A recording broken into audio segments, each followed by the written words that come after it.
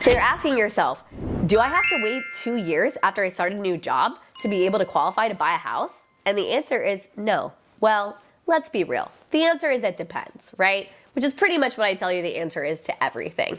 And it's true, it does depend. As a general rule, the answer is no.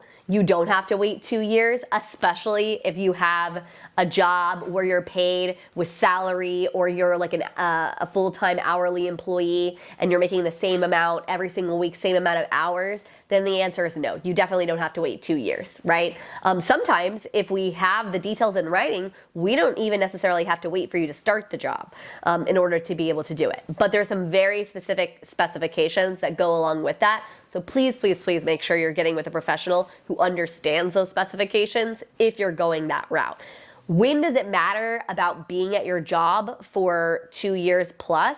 Okay, the time that this matters is this. If you're self-employed, it can matter hugely, especially if you started a business that has nothing to do with your previous work experience. So if you were a barber and now you are selling software, guess what? Those two don't correlate, right?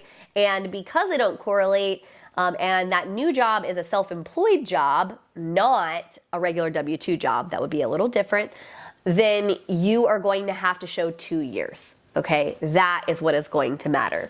When an underwriter is looking at a file, what they care about is continuance. Is your money going to continue to flow? We understand, things change, life happens. You can lose a job, you can get a new job, you can change it.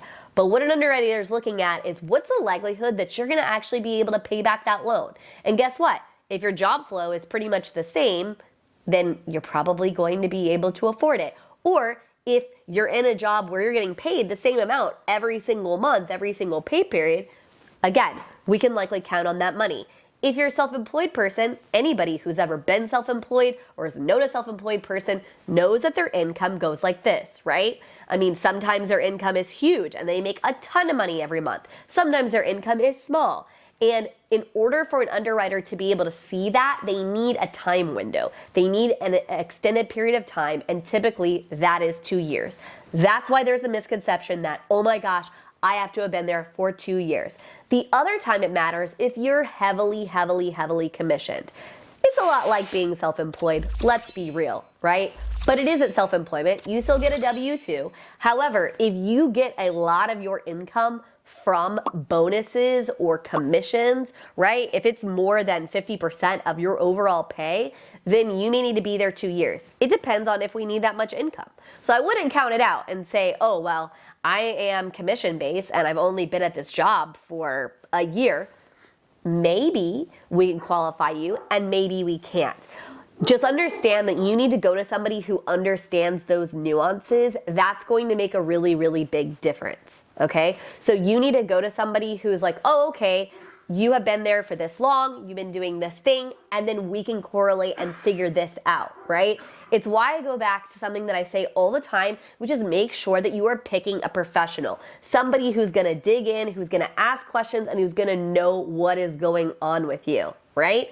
I mean, most loan officers, if they know anything, they know how to do somebody who's been at the same job forever and they get paid the same amount and. The problem is when things go awry, when your job changes, when the amount of money, is inconsistent and things like this. These are the things that you need somebody to be able to dig into your file. But don't fret. You can go ahead and come to a professional like myself, like plenty of us out there, and we're gonna help you nail this down and figure it out. So you don't need to think to yourself, I'm so overwhelmed. It's okay. You can ask questions. But if you're worried about the fact that I just got this new job or I'm just moving to this new place, the likelihood is you're okay. Have a conversation. Ask some questions.